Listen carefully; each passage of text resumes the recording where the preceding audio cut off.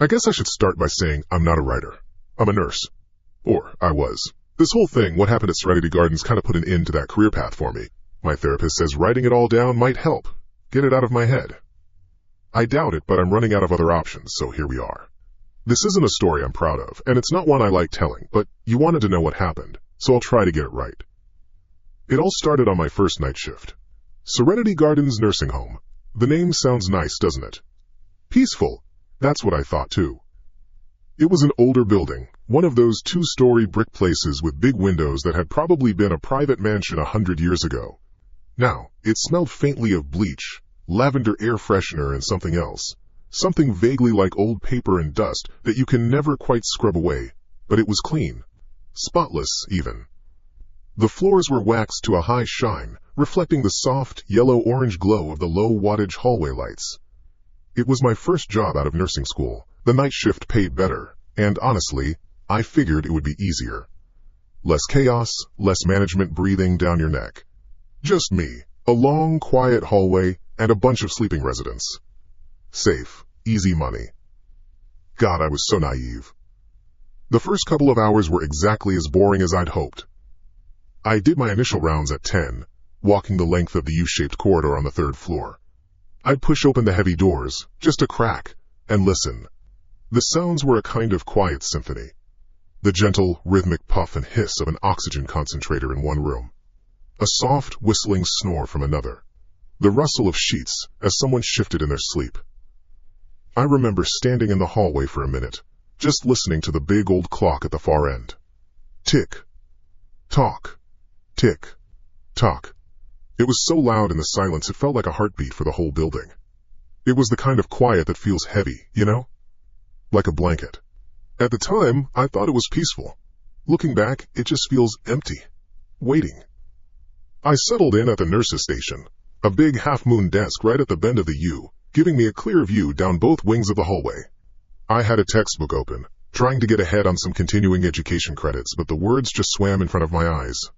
The coffee I'd brought was already getting lukewarm. I scrolled through my phone, saw pictures of my friends out at a bar, and felt a little pang of self-pity. Here I was, 23 years old, sitting under a buzzing fluorescent light in a place that smelled like mothballs, while everyone else was out living their lives. But then I reminded myself of the paycheck. It was okay.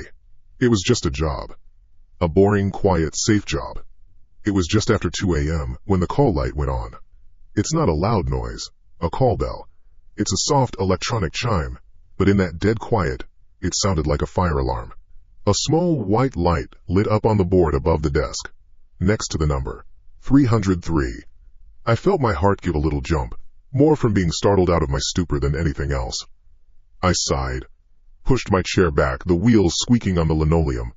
Room 303. I checked the chart before I went. The resident was a Mrs. Albright.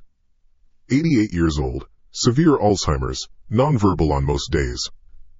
Her file was thick, with notes about sundowning, confusion, and agitation. This was exactly the kind of thing they trained us for. I walked down the long, dim hallway, my rubber-soled shoes making soft, tacky sounds on the floor. The tick-tock of the clock seemed to get louder as I approached the end of the wing. I pushed the door to 303 open gently. "Mrs. Albright?" I whispered, letting my eyes adjust to the darkness. "It's Maya, the nurse. Is everything okay?" The only light came from the hallway, cutting a long, yellow rectangle across the floor and onto the foot of the bed. I could see her silhouette. She wasn't lying down. She was sitting straight up, her back ramrod straight, which was unusual. The chart said she was usually curled up, almost in a fetal position. "Mrs. Albright?" I said again, stepping fully into the room and letting the door swing shut behind me, plunging us into near-total darkness. There was a small nightlight plugged into the wall, casting a weak orange glow just enough to see shapes. Her head turned towards me. The movement was so quick, so deliberate, it took me by surprise. It wasn't the slow, confused motion I was expecting. "Nurse," she said. Her voice was a dry, papery whisper, but it was clear. Incredibly clear. Not the mumbles and fragments reported in her chart. That was the first thing that felt wrong. "I'm here, Mrs. Albright. Do you need some water? Are you in any pain?" I went through the standard checklist, my voice soft and professional. She didn't answer my questions. Instead, she raised a thin, frail arm and pointed. Her finger, skeletal in the dim light, was aimed at the far corner of the room, the part that the nightlight couldn't reach. It was just a deep patch of black where the walls met. "Did you feed it?" she asked. I paused. "Feed what, honey?" Her eyes were fixed on the corner. I could just make out the glint of them in the faint light. "The shadow," she whispered, and a shiver I wasn't expecting traced its way down my spine. "The one in the corner. He gets so hungry." I took a slow breath, my nursing training kicking in to override the sudden, irrational creepiness of the situation. Hallucinations. Textbook. The patient is seeing things. Common with this diagnosis. My job was to reorient and reassure. I walked over to the corner she was pointing at. It was empty, of course. Just a wall, a floor, and a lingering smell of disinfectant. I even reached out my hand and touched the cool, painted plaster. "There's nothing here, Mrs. Albright," I said, my voice full of a cheerfulness I didn't quite feel. "It's just a shadow from the chair. See? Nothing to be scared of." I turned back to her, trying to give her a reassuring smile, even if she could barely see it. She didn't look at me. Her gaze was still locked on that empty space. "He's shy," she whispered, her voice full of a strange, sincere concern. "But he's hungry. You forgot to bring his dinner." Okay, this was a little more persistent than I expected. But still, it was just the disease talking. "Well, the kitchen is closed now," I said softly, walking back to her bedside. I fluffed her pillow and straightened her thin blanket. "But I promise, we'll make sure everyone gets a big breakfast in the morning, okay? How about we try to get some more sleep?" I helped her lie back down. Her body was stiff, resistant for a moment, before she finally relented and let her head sink into the pillow. Her eyes, however, stayed open, staring at the ceiling. "He doesn't like breakfast," she murmured, so quietly I almost didn't hear it. "He only eats at night." A little prickle of unease went through me, but I pushed it down. "Okay, well, you just rest now," I said, patting her shoulder. I backed out of the room, pulling the door until it clicked softly shut. I walked back to the nurse's station, the sound of my own footsteps seeming louder now. I sat down and let out a long breath. It was just a classic case of sundowning, I told myself. A vivid hallucination. The words of a woman whose mind was failing her. It was sad, not scary. I wrote a quick note in her chart. 2:07 a.m. Patient awake and verbal. Experiencing visual hallucinations. Reports shadow in corner of room. Requests food for it. Reoriented and reassured. Patient settled back in bed. It all sounded so clinical, so routine. It made me feel better, more in control. I picked up my textbook again, determined to focus. The silence of the hallway settled back in. Tick, tock. Tick, tock. I read the same paragraph 3 times without absorbing a single word. The image of Mrs. Albright, sitting bolt upright and pointing into a dark corner, was stuck in my head. The clarity in her voice, that was the part that bothered me. There was no confusion in it. It was a simple, direct question. I shook my head, trying to clear it. "Get a grip, Maya. It's your first night. Don't let a confused old woman spook you." I forced myself to concentrate on a chapter about cardiovascular medications. I managed to get through a few pages. The sense of normalcy began to return. The building was just a building. The patient was just a patient. I was just a nurse doing her job. The clock on the wall now read 2:22 a.m. It felt like an hour had passed. Then I heard it. A soft, electronic chime. I looked up at the call board. A single, small white light was glowing. Room 303. I walked back to the nurse's station feeling, annoyed. But underneath the annoyance, there was this little cold spot in the pit of my stomach. It was the kind of feeling you get when you're home alone and hear a floorboard creak upstairs. You know it's just the house settling. You know that. But for 1 second your whole body listens. That's what it felt like. I sat down, the worn vinyl of the chair groaning under my weight. The clock on the wall read 2:22 a.m. Tick. Tock. It didn't sound peaceful anymore. It sounded like it was counting down to something. I picked up my phone, thinking I'd distract myself, but my thumb just hovered over the screen. The image of Mrs. Albright's face in the dark, her thin finger pointing, was burned into my mind. The clarity in her voice, That was the part that was really getting to me. I've dealt with confused patients. They ramble, they jump from topic to topic. Their words are like a bucket of puzzle pieces someone's just dumped on the floor. But Mrs. Albright, she was focused. It was like she was reporting a fact. A simple, unsettling fact. Get a grip, Maya, I told myself, my own voice in my head sounding a little shaky. This is what night shifts are. Weird stuff happens. People's minds do strange things in the dark. It's the disease, not the dark. The disease. I must have repeated that to myself a dozen times. I logged her second call, trying to make it sound as routine as the first. 2:23 a.m. Patient again, activated call light. Repeated previous visual hallucination. Reassured and settled. Continuing to monitor. Seeing it in dry, clinical text made it feel manageable. It turned the creepy old lady in the dark into a data point, an expected symptom. It helped. A little. I forced myself to look at my textbook. Cardiovascular medications, beta blockers, ACE inhibitors. I read a whole page about the mechanism of action for metoprolol without absorbing a single word. My ears felt like they were stretched wide open, listening. Listening for what? I didn't know. For the soft chime of the call bell from room 303. I was already expecting it, and not even 10 minutes later it came. The soft, electronic chime. The little white light next to 303 blinked on, patient and insistent. I just stared at it. I didn't move. A part of my brain, the professional, nurse part, was saying, get up. Go to the room. That's your job. But the rest of me, the 23-year-old girl, alone on a floor full of sleeping people, was screaming, don't go back in there. What was I supposed to do? Go in and have the same conversation a third time? Listen to her talk about the hungry shadow in the corner. There's a point where reassurance stops working, and you just feel like you're a part of the crazy person's delusion. I felt my frustration turning into something else. A thin, sharp wire of actual fear. This was stupid. I was a medical professional. She was an elderly woman with a degenerative brain disease. There was nothing to be scared of. So why was my hand, when I finally pushed myself up, a little clammy? Copier. I decided not to go in right away. I'd just walk down the hall, stand by the door, and listen.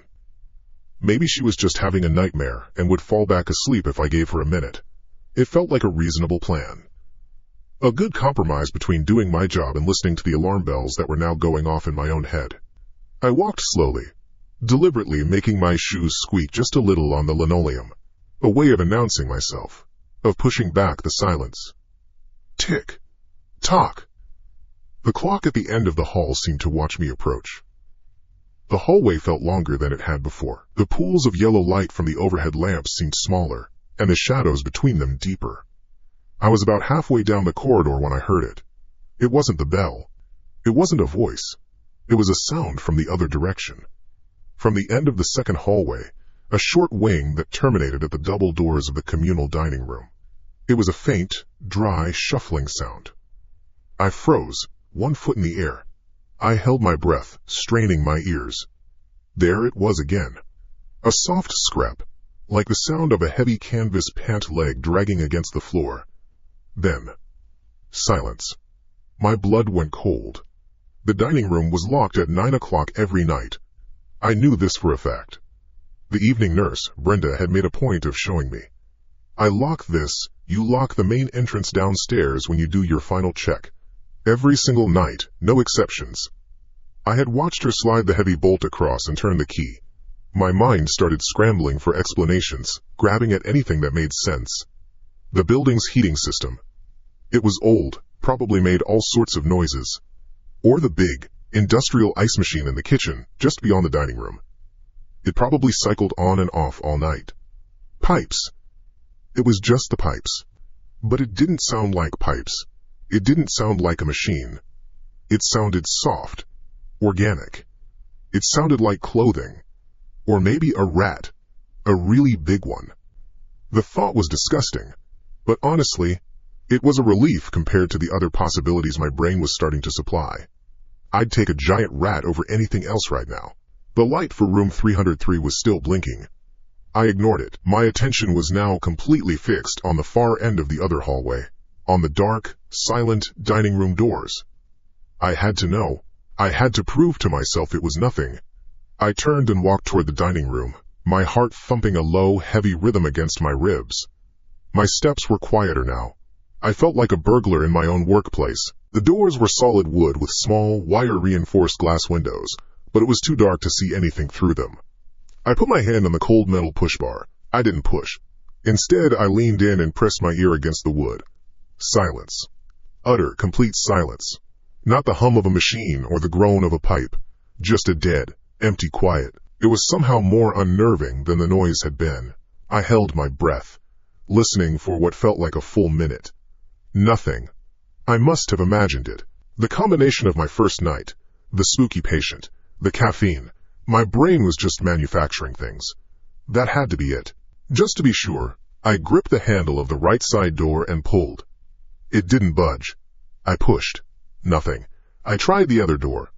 Same result. Bolted shut. Locked tight. I felt a wave of relief, so powerful it almost made me dizzy. See? Locked. Secure. Safe. The sound was the ice machine. Or the pipes. Or a huge, clumsy rat that had now wisely gone quiet. A locked door meant security. That's what I told myself. A sound coming from behind a locked door, well, that just meant the sound was imaginary. I let out a breath I didn't realize I'd been holding and turned back, and my eyes fell on the call light board at the nurse's station. The light for 303 was still on. It had been on this whole time, waiting for me. My brief moment of relief evaporated. I felt a new surge of irritation, this time aimed at myself. I was letting this get to me. I was getting spooked by a flickering light and a noisy rat, all because of one confused patient. It was unprofessional. I walked back to the nurse's station with a renewed, if slightly forced, sense of purpose. I wasn't going to walk down there again. Not right now. We had an old intercom system, one of those ancient speaker boxes on the wall in each room, for this very reason. I hadn't used it yet. It seemed impersonal. But right now, impersonal felt a lot better than going back into that dark room. I sat down and pushed the button for 303. There was a loud crackle of static, and then the line connected. The sound of the room, the faint hum of the air, the rustle of sheets, filled the speaker on my desk. "Mrs. Albright?" I said, trying to keep my voice even and calm. "This is Nurse Maya. Is everything all right?" For a few seconds there was only silence. I could hear her breathing, a little shallow and quick. I was about to speak again when her voice came through the speaker. And it was completely different. The clear, papery whisper was gone. In its place was a choked, trembling sound, thin with a terror that was absolutely real. It was the voice of someone looking at something that was making their heart stop. "It's hungry," she whimpered, her voice cracking. The static on the line made it sound even more horrific, like a voice from a found-footage movie. "He's so hungry." My hand tightened on the desk. "Mrs. Albright, there's nothing." "No." She cut me off, her voice dropping to a terrified hiss that was somehow louder than a scream. "He's looking at you, nurse." Through the doorway. "He's looking at you right now." For a second I didn't breathe. I didn't move. The world just shrank to the plastic grill of the intercom speaker on my desk, and the hissing static that now filled the silence where her voice had been. "He's looking at you, nurse." Through the doorway. "He's looking at you right now." The words didn't echo, they soaked into the room, cold and heavy like water seeping through a ceiling. My blood turned to ice water. My own heartbeat was a frantic, muffled drum against my ribs. I couldn't help it. My head snapped up, my eyes shooting to the wide, shadowed opening of the nurse's station that led out into the main hall. There was nothing there. Just the long, empty corridors stretching away into yellow light and pools of darkness. The polished floor reflecting the ceiling lamps like distorted, watery eyes.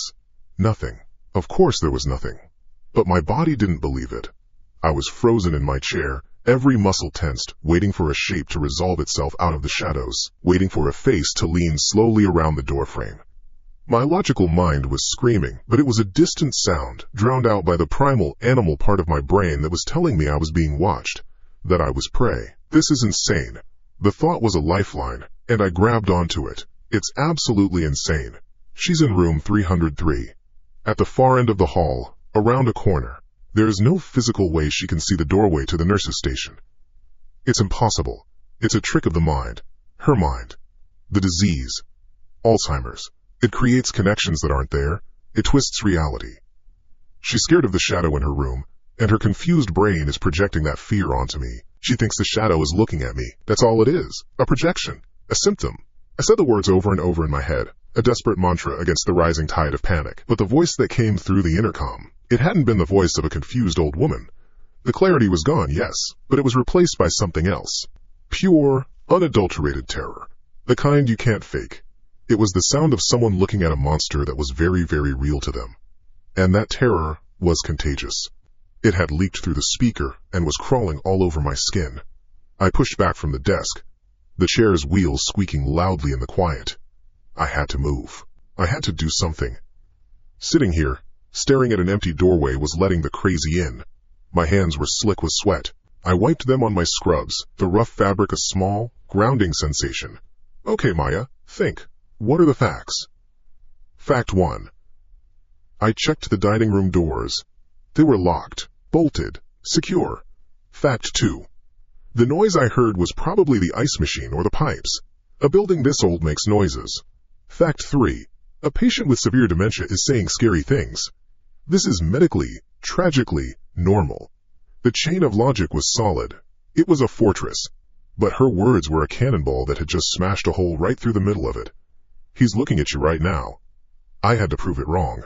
I couldn't just sit here and accept her version of reality. I had to go out there and see the empty hallway for myself, stand in it, occupy the space, and prove that there was nothing there. And I had to check that dining room again. I don't know why, but that felt like the key. The sound had come from there.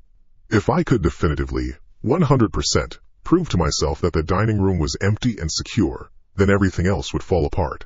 The voice on the intercom would go back to being a symptom, and the shadow would go back to being a hallucination. It was about taking back control. My hand hovered over the phone on the desk. I could call the on-call supervisor. She'd probably tell me to give Mrs. Albright a mild sedative, and then write me up for overreacting. Or worse, I could call security, and they'd find absolutely nothing, and I'd be marked as the hysterical new girl on my very first night shift. No, I had to handle this myself. This was a test of my nerve. I stood up, my legs feeling a little unsteady. I looked down at the large ring of keys clipped to my belt. The evening nurse, Brenda, had called them the keys to the kingdom. There were keys for medicine cabinets, supply closets, the main entrance, and the heavy, old-fashioned brass key for the dining room. I unclipped the ring, the jangle of metal shockingly loud. The weight of them in my hand was solid, real. It was authority. It was my proof. I walked to the doorway of the station, my heart pounding so hard I could feel it in my throat. I stood right on the threshold, where he was supposed to be looking at me from. I looked left, and looked right. The hallway was exactly as it had been. Empty, silent, except for the hum of the ballast in the ceiling lights and the distant, rhythmic sigh of a ventilator. See? I told myself, my own internal voice sounding thin. Nothing. You're fine. It was all in her head. The relief wasn't as strong as I'd hoped. It was thin, watery. Because a part of me knew I hadn't finished the job. The dining room. I had to be sure. I turned right, into the shorter wing. This time, I didn't try to be quiet. I let my rubber-soled shoes squeak on the linoleum with each step. I wanted to make noise. I wanted to announce my presence to any rats or groaning pipes and dare them to make a sound. Nothing answered back but the echo of my own footsteps. The double doors were at a dead end, dark and imposing.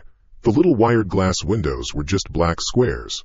I walked right up to them, keys clutched in my fist so tightly the teeth were digging into my palm. My plan was simple. I would unlock the door. I would swing it open. I would flick on the lights. And I would see an empty, clean, boring room. Then, I would lock it back up and go deal with Mrs. Albright, armed with the undeniable truth. I reached for the keyhole on the right-hand door. My hand was shaking a little. I took a deep breath. Just get it over with. But before my key could touch the lock, I decided to try the handle one last time, just to confirm what I already knew. I put my hand on the big metal push bar. I expected the solid, unmoving resistance I'd felt just 15 minutes ago. I pushed. The door swung inward with a soft hydraulic whoosh. It wasn't locked. It wasn't even latched. It was just resting in the frame. A cold fist closed around my heart and squeezed. Every rational explanation, every bit of self-reassurance I had so carefully constructed, vaporized in an instant. It was locked. I had checked it. I had pulled on it. I had pushed on it. Brenda had locked it. I had watched her. A locked door does not unlock itself. For a long moment, I just stood there, staring into the sliver of absolute blackness I had just created. Every instinct, every cell in my body screamed at me to turn around, walk away, run, and never look back. Just get out. But I couldn't. I was paralyzed by a horrifying, magnetic curiosity. The sound I'd heard, it wasn't a rat. It wasn't the pipes. It was someone in this room.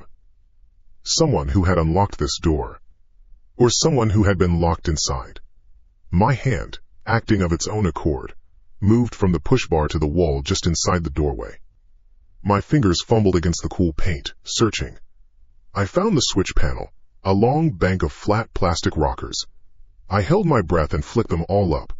Banks of long fluorescent tubes in the high ceiling flickered on one by one, humming loudly as they flooded the room with a flat, sterile, shadowless white light.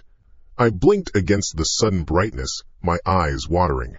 The dining room was large, cavernous, and empty. Rows of round tables and their neatly stacked chairs stood in silent formation, like soldiers at rest. The floor was a sea of beige linoleum, buffed to a dull shine. The serving counter at the far end was wiped clean, its stainless steel surfaces gleaming under the harsh lights. Everything was in its place. Everything was normal. Disturbingly normal. The relief came again, but this time it was laced with a deep, profound confusion. If someone was in here, where did they go? There were no other exits except the door to the kitchen, and that was always locked from this side. I took a hesitant step inside, the door swinging shut behind me with another soft whoosh.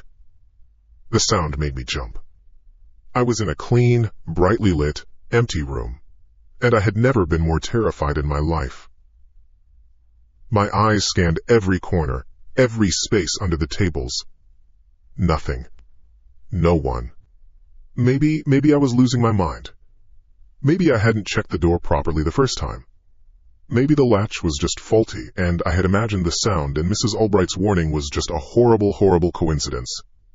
My brain was desperately trying to build a new fortress of logic, but the bricks were made of sand.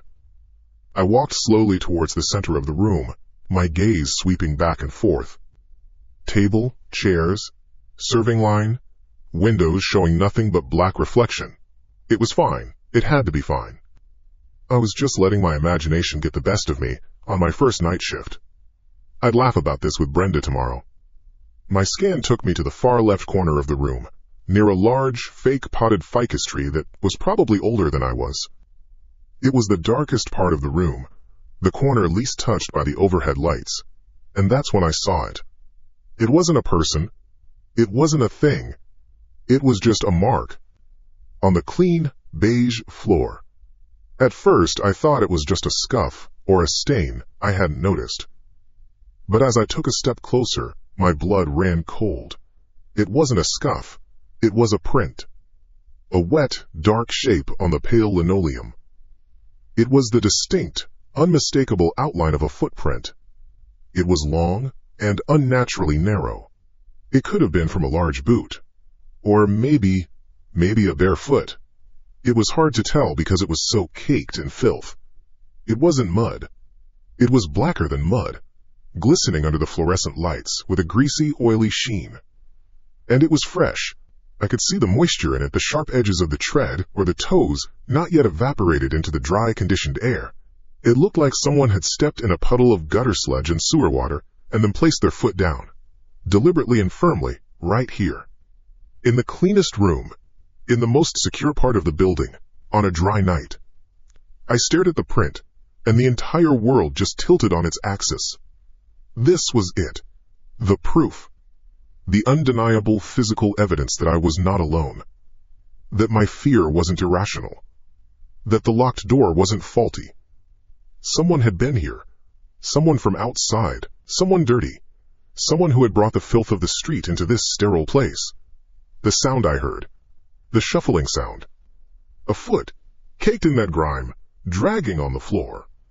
It all clicked into place with a horrifying, sickening finality. Mrs. Albright wasn't hallucinating. She was a witness. I started backing away, my eyes locked on the greasy black print on the floor. I couldn't look away. I felt like if I did, the owner of that foot would materialize right in front of me. One step back, then another. My breath was coming in short, panicked little gasps.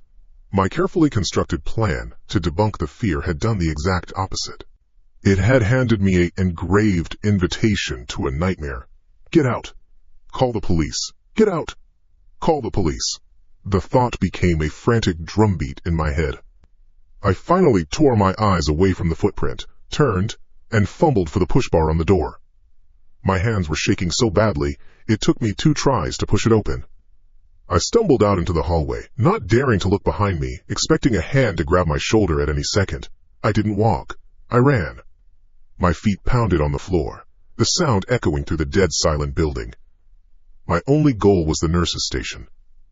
The phone. The link to the outside world. To safety, to police and sirens and other people. I rounded the corner into the main hallway, the station now in sight, a beacon of beige and yellow light. I was almost there. Just a few more feet.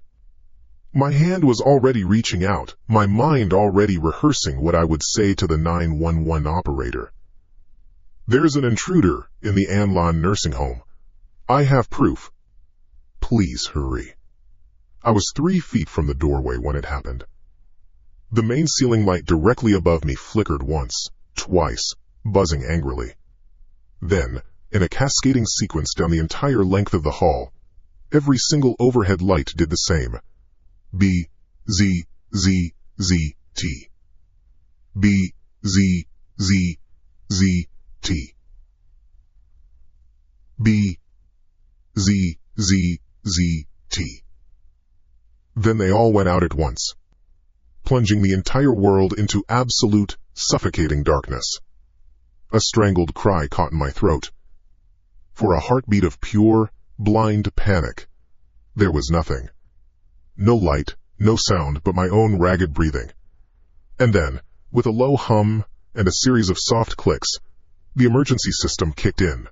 Dim, blood-red lights, spaced far apart along the base of the walls, flickered to life. They didn't illuminate anything.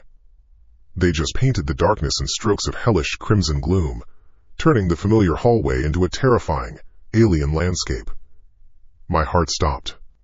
I was standing, frozen, in a corridor of red and black. The nurse's station, my beacon of safety, was just a dark cave ahead. And I knew, with a certainty that was as cold and hard as the key still clutched in my fist, that the power hadn't just failed. It had been cut. And the phone wouldn't work. The world didn't just go dark. That's not the right way to put it. It was swallowed. 1 second, I was running down a brightly lit hallway, a terrible but understandable reality in my head. The next, a series of angry buzzes cascaded down the corridor like a row of falling dominoes, and the light, the sound, the very air of normalcy was sucked out of existence. I was left in a void so complete, so absolute, that I wasn't even sure I still had my eyes open. A scream was clawing its way up my throat, but it died before it could make a sound, strangled by the sheer sudden pressure of the silence. And then, the red light came. It wasn't a flash. It was a slow, sickening bloom, like blood seeping into water.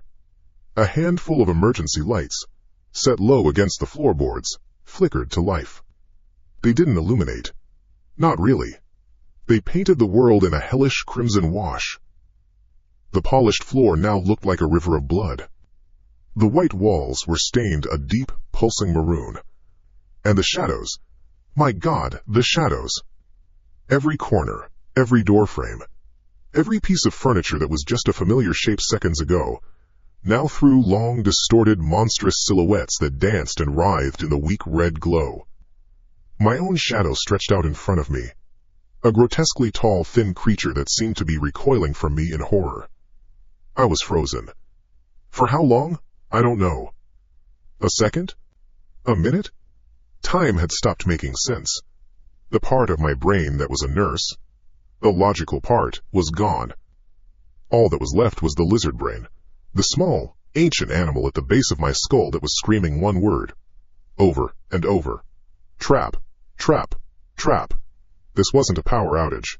A simple outage wouldn't be this perfect, this silent, The constant, low hum of the building, the ventilation, the refrigerators in the kitchen, the fluorescent light ballasts, it was all gone.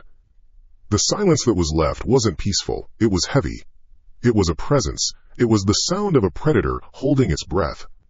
My plan to call the police to get to the safety of the nurse's station felt like a child's fantasy, but it was the only plan I had. I had to move. My legs felt like they were made of lead, but I forced them. One step, then another. I didn't run. I couldn't. The red, shifting darkness made me feel like I was wading through something thick and heavy.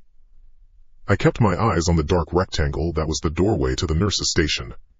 It was my only landmark in this new, hellish geography. I made it inside, my hands outstretched, fumbling in the near-total darkness. The station was a black cave, only faintly touched by the red glow from the hall. My fingers brushed against the smooth, cool surface of the main desk. I nearly sobbed with a sliver of relief. The phone. I just had to get to the phone. I followed the line of the desk, my hip bumping into the corner of my chair. My hand swept across the surface, knocking over a cup of pens that scattered across the floor with a clatter that sounded like a gunshot in the oppressive quiet.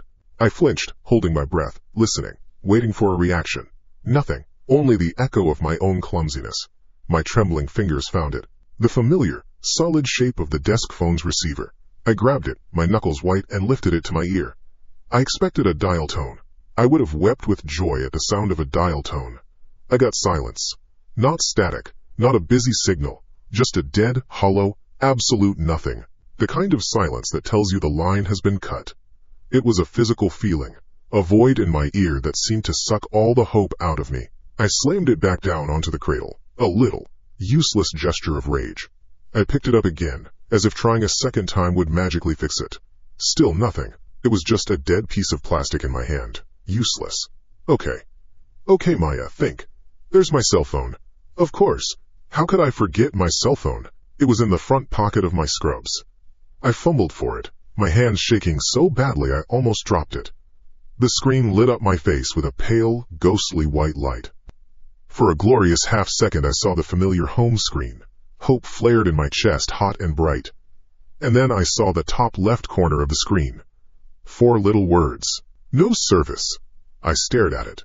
I tapped the screen, willing the little signal bars to appear. Nothing. I was in the middle of the city. There was always service here. Always. Unless something was actively blocking it. The thought was so terrifying I couldn't fully process it. It was too deliberate, too tactical. This wasn't some random prowler who'd gotten in. This was planned. Panic, cold and sharp, was starting to flood my system. I was losing control. I had to ground myself. The patience. My duty. The call bell panel was on the wall right next to the desk. It was a large board with little lights next to each room number. Normally it was a sea of soft green lights, indicating everything was okay. When a patient pushed their button, a light would flash and a soft chime would ring. Even in the dark, the light should be on, running on a backup battery. I turned, my cell phone's weak light cutting a pathetic little swath through the darkness. I aimed it at the panel. It was black. Every single light was out. The entire system was dead. And that's when the real horror landed. It wasn't just that I couldn't call for help. It was that no one could call me.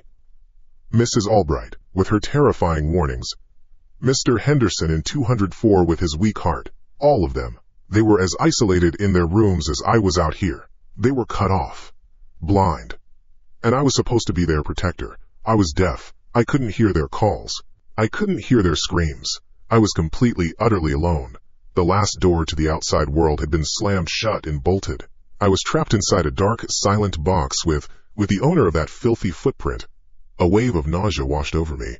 I leaned against the desk, my forehead resting on the cool surface. My own breathing was loud in my ears, ragged and fast. My heart was a frantic drum against my ribs. Fight or flight. My body was screaming at me to choose. But how can you fight something you can't see? How can you flee when you don't know which way is safe? The red hallway was the only way to the exits. It was also the only way to the patient rooms. And I knew, with a certainty that settled deep in my bones, that the thing that was in here with me was somewhere in that hallway. Or in one of the rooms. The footprint was in the dining hall. The breaker box was probably in the basement. He had been moving. He knew the layout of the building. I am being hunted. The thought wasn't hysterical. It was a cold, hard fact. I pushed myself off the desk. Standing still was a death sentence. Hiding in this dark station felt like cornering myself. I had to move. I had to know where it was. I stepped back out into the long red corridor. I stood perfectly still, straining my ears, listening past the sound of my own blood pumping. The silence was my enemy, but it could also be my friend. In this quiet, any sound would be a clue. The scrape of a shoe, a cough, the sound of breathing. I held my own breath, tilting my head, trying to catch anything. The rhythmic sigh of the ventilator from down the hall was the only constant. Sigh, PSSSH. Sigh, PSSSH. It was a fragile, mechanical heartbeat in the corpse of the building. Nothing else. No footsteps. No whispers. Maybe he was gone? Maybe he cut the power and left? It was a stupid, desperate hope, and I knew it. Why go to all this trouble just to leave? No, he was here. He was being quiet. He was listening. Just like me. We were two animals in the dark, waiting for the other to make a move. The keys on my belt loop felt heavy. The ring of keys Brenda had given me. The brass key to the dining room was still clutched in my fist, the metal now warm and slick with my sweat. It was the only thing I had that might be a weapon. It wasn't much. I took a slow, deliberate step down the hallway. My rubber-soled shoes were silent on the linoleum. My eyes scanned the long, warped shadows. The doors to the patient rooms were all closed, dark, uniform rectangles. Behind which one was he? Was he waiting? Or was he still with Mrs. Albright? The thought sent another jolt of icy fear through me. I couldn't protect her. I couldn't even protect myself. I kept moving, my back pressed against the wall, one slow step at a time. The nurse's station was behind me now. The main exit was far, far down the hall and around a corner. It felt a million miles away. My goal was just to see, to listen, to survive the next 10 seconds. The silence stretched on, thin and taut, like a wire pulled to its breaking point. The only sound was that ventilator. Sigh. PSSSH. My own breathing. HHHHHH. HHHHHH. The building was holding its breath. I was holding my breath. And then, a sound. It was so small I almost missed it. I almost convinced myself I had imagined it. It wasn't loud. It wasn't a bang or a crash. It was small and quiet and intimate.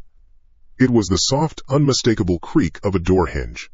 I froze, every muscle in my body locking up. My head snapped in the direction of the sound.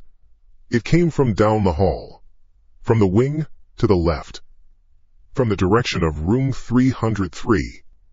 He wasn't in the room with her anymore. He was out. He was in the hall with me. That sound, the creak, it wasn't just a sound, it was a signal. It was a message sent directly to me, down that blood-red hallway. It said, "The game has changed. I'm not waiting in the room anymore. I'm out here with you." My whole body went rigid. Every survival instinct I had, every primal circuit in my brain was screaming one word. Run. Run now. Get to the exit. Break the door down if you have to. And don't ever look back. But I couldn't. I just stood there, paralyzed. My back pressed so hard against the wall, I thought I might merge with the plaster. My feet were glued to the linoleum floor, which looked slick and wet in the crimson light. Logic was gone. My nursing training, all those calm procedural thoughts, had evaporated. I was just an animal, frozen in the headlights. My heart was a frantic drum against my ribs, so loud I was sure he could hear it from down the hall. He had to. It was the only sound in the universe besides that goddamn ventilator. Sigh, PSSSH. Sigh, PSSSH. A mechanical ghost, breathing in the dark. I tried to swallow, but my throat was closed tight. He was out. He was in the hall. And Mrs. Albright. What about Mrs. Albright? The thought cut through the panic like a shard of ice. He came out of her room. Was she okay? Did he hurt her? And then another thought, a quieter but somehow more horrifying one, pushed its way through the noise. What if he hurt her because of me? Because I didn't come sooner? Because I dismissed her warnings as dementia? The guilt was immediate and nauseating. It mixed with the fear, creating a toxic cocktail in my gut. I had to know. It was the stupidest decision I have ever made in my life. Looking back, I can't even explain the logic. There was no logic. It was a compulsion. The part of me that was a caregiver, the part that felt responsible, was at war with the part of me that wanted to live. And for some insane reason, the caregiver won. I thought, maybe if I get to her we can barricade the door, we can wait it out together. At least she wouldn't be alone. At least I wouldn't be alone. Yeah, it was a stupid plan. I peeled myself off the wall. My movements were slow, jerky, like an old stop-motion film. I took one step. My rubber-soled shoe made a soft, sticky sound on the floor. It sounded like a cannon blast. I froze, listening. Nothing. Just the ventilator. Sigh. P-S-S-S-H. I took another step. And another. I was moving away from the safety, however imaginary, of the nurse's station, and moving toward the source of the sound. Toward him. The corridor seemed to stretch on for miles. The emergency lights cast my shadow long and distorted in front of me. A grotesque parody of a person, its limbs all wrong. Every closed door I passed was a new source of terror. Was he behind that one? Or that one? Waiting to lunge out. My eyes were locked on the end of the hall, on the faint outline of the doorway to room 303. As I got closer, my phone's weak light barely helping, I could see it. The door was ajar. It was open, maybe 6 inches. A perfect, vertical slice of absolute blackness against the red-stained wall. He hadn't just creaked it open. He'd left it open. Was it an invitation? A dare? My mind was racing, trying to find a reason. Any reason. That didn't end with me dead. Maybe he was just a simple prowler who got scared and ran? Maybe he was long gone? I knew it was a lie, even as I thought it. The cut power, the dead phones, the footprint. This wasn't random. This was a hunt. And I was the prey. I reached the door. My hand was shaking so badly, I could barely control it. I could smell the air coming from the room. It was the usual nursing home smell. Antiseptic, lavender air freshener, the faint, sad scent of old age. But underneath it all, there was something else. Something foul. A smell like damp earth and unwashed clothes. I put my hand on the cool wood of the door. I told myself to turn back. To run. To save myself. But the image of Mrs. Albright, frail and alone in the dark with whatever made that smell, wouldn't leave my head. I pushed the door. It swung inward without a sound, opening into the oppressive darkness of the room. The red glow from the hall spilled inside, just enough to paint the scene in vague, bloody shapes. And I saw the bed. The sheets were thrown back, a tangled mess. It was empty. My heart didn't just drop. It ceased to exist. For a full second, I think it actually stopped beating. The air left my lungs in a silent gasp. No, no, no, no. Where was she? My brain flashed through a dozen horrible scenarios, each worse than the last. I scanned the darkness, my cell phone light trembling, illuminating a small patch of the room at a time. The nightstand. The armchair. The closet door. Slightly ajar. And then I saw the corner. The corner of the room, furthest from the door, the one spot the red light didn't quite reach. It was a pool of deeper shadow. But there was movement in it. I froze, my phone's beam locking onto the shape. It was Mrs. Albright. I almost cried with relief. She was standing, her back to me. She was okay.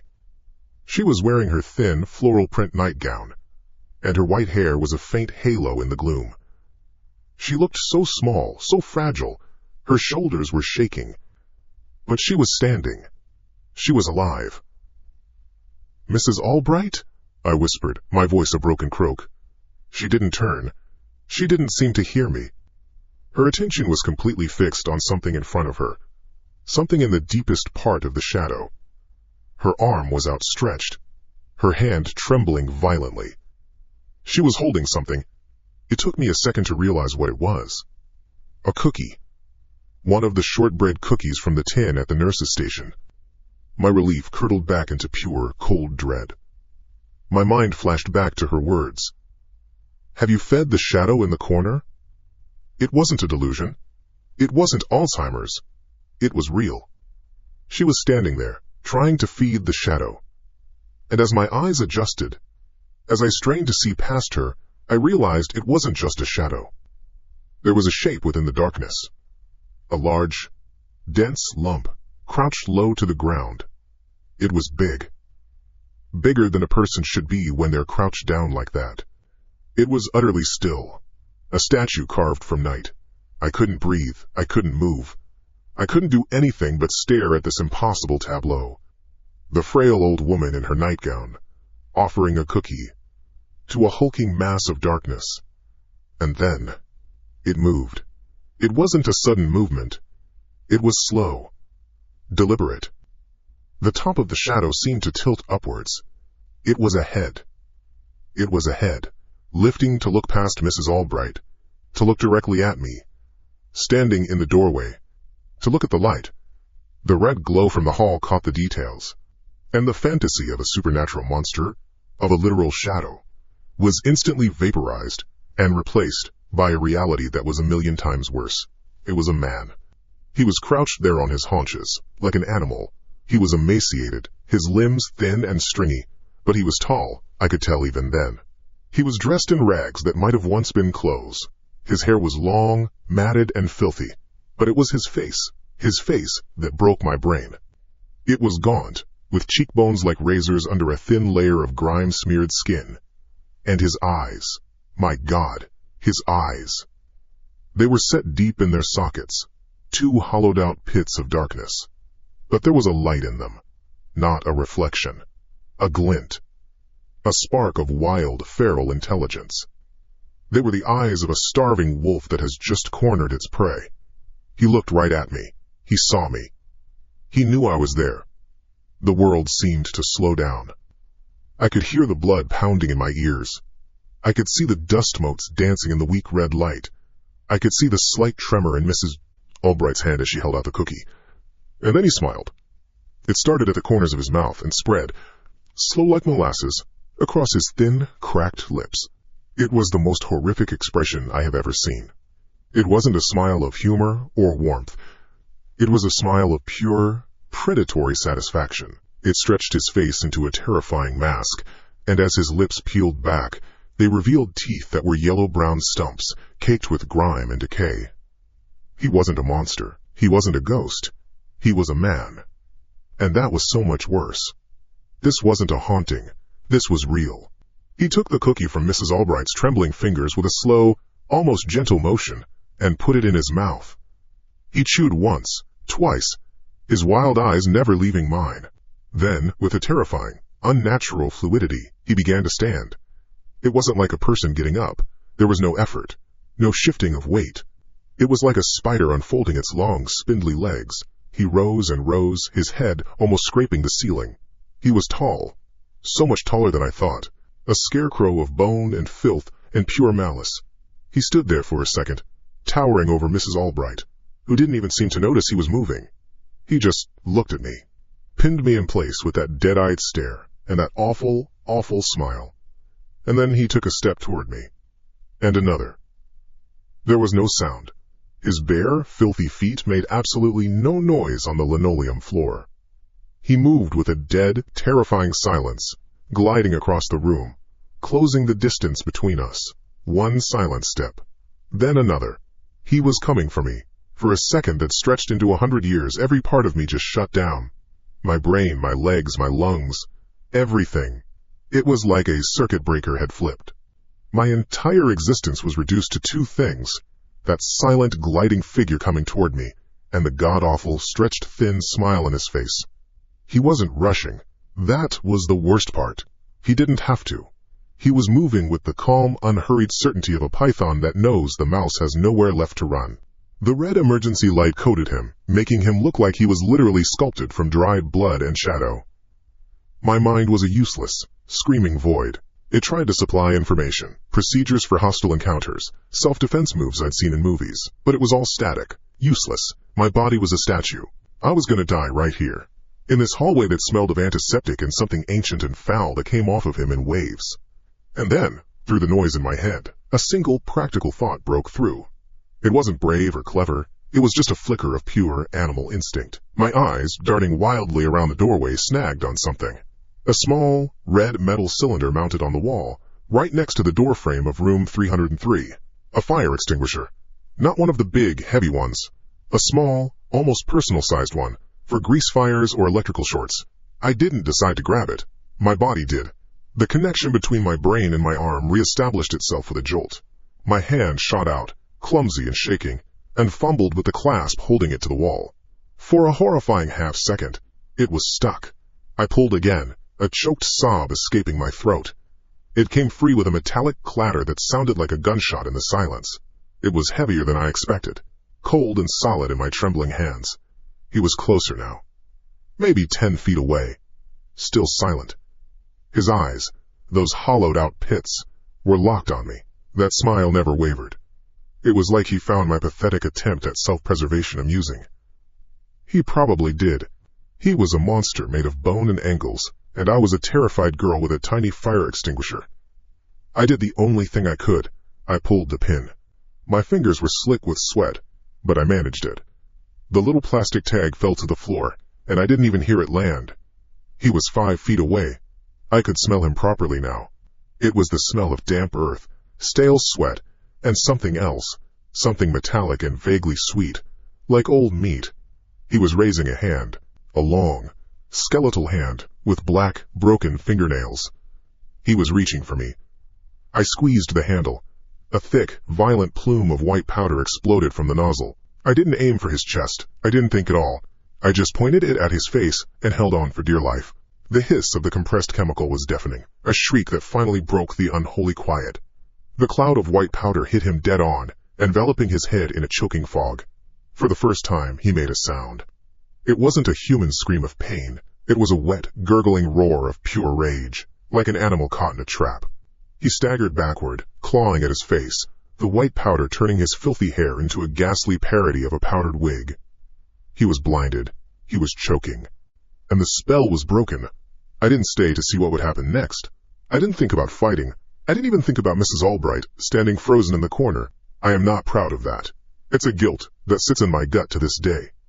But in that moment, there was no room for anything but survival. I turned, and I ran. My feet slapped against the linoleum, the sound echoing down the blood-red corridor. I ran with everything I had, my lungs burning, a scream trapped in my throat. I didn't look back. I didn't dare. I just focused on the double doors of the fire exit at the far end of the hall. It felt 1,000,000 miles away. Every step was a prayer. Please don't let him be right behind me. Please don't let me feel that hand on my shoulder. I hit the emergency bar on the doors with my entire body weight. The lock mechanism groaned and then gave way with a deafening crack. The doors flew open and I spilled out into the night, tumbling onto cold, wet asphalt. The night air was a shock, so cold and clean it felt like daggers in my lungs. I scrambled to my feet, my knees scraped and bleeding, and just kept running. Across the parking lot, past the neatly trimmed hedges, toward the main road. I didn't follow the driveway. I just ran in a straight line, my hospital scrubs tearing on a rosebush. I still didn't look back. In my mind, he was still coming, gliding silently across the pavement, that smile fixed on his face. I don't know how long I ran. It felt like an eternity. My lungs were on fire. My legs were jelly. I finally stumbled onto the sidewalk of the main road, gasping for air, tears and sweat, and maybe even some fire extinguisher dust streaking down my face. I was about to collapse when I saw them.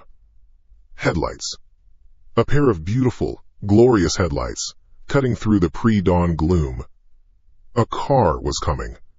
Not just a car. A police cruiser, on a slow, routine patrol. I've never felt relief like that in my entire life. It was a physical wave that almost knocked me over. I stumbled into the middle of the street, right into its path, waving my arms like a crazy person. The car screeched to a halt, its siren blaring for a second in surprise. 2 officers got out, their hands cautiously near their holsters. I must have looked like a maniac. A young woman in torn scrubs, covered in filth, babbling incoherently. "Help!" I gasped, the words barely coming out. "Help me!" The nursing home. "There's a man in room 303, he." The shadow. It all came out in a jumbled, nonsensical rush. I think they thought I was on drugs or having a psychotic break. But something in my sheer, animal terror must have convinced them. One officer stayed with me, wrapping a coarse blanket from his trunk around my shaking shoulders, while the other got on the radio. His calm, professional voice, calling for backup, was the most reassuring sound I had ever heard. The next hour was a blur. I sat in the back of the patrol car, shivering uncontrollably, watching as what felt like the entire county police force descended on the Ann Land nursing home. Flashing red and blue lights painted the building in surreal, dancing colors. It didn't look real anymore. A detective, a tired-looking man named Miller, came to talk to me. I told him everything, starting from the first time Mrs. Albright rang the bell. I told him about her question, the strange sounds, the footprint in the dining hall, the power cut. I told him about the corner of the room, and the man, and his smile. As I said it all out loud, it sounded more and more insane. I saw the look on his face. A kind of professional pity. He thought I'd cracked under the pressure of a first night shift. He went inside. I waited. I watched paramedics bring Mrs. Albright out. She was physically unharmed, just deeply confused and agitated. They said they found her wandering the halls, asking where the nice man went. After what felt like a lifetime, Detective Miller came back to the car and opened my door. His face was different. The professional pity was gone. In its place was something else. A deep, unsettled weariness. "We swept the entire building," he said, his voice low. "Twice. Nothing. No one's there who isn't supposed to be there. The back door to the kitchen was jimmied, but that's it. He's gone. Vanished." I just stared at him, my heart sinking. He was going to say I imagined it. We thought maybe you were mistaken," he continued, avoiding my eyes. "Until we did a full security sweep. Standard procedure. We checked the basement." He paused, and for the first time I saw him shiver, just slightly. "There's an old storage room down there. Hasn't been used in years.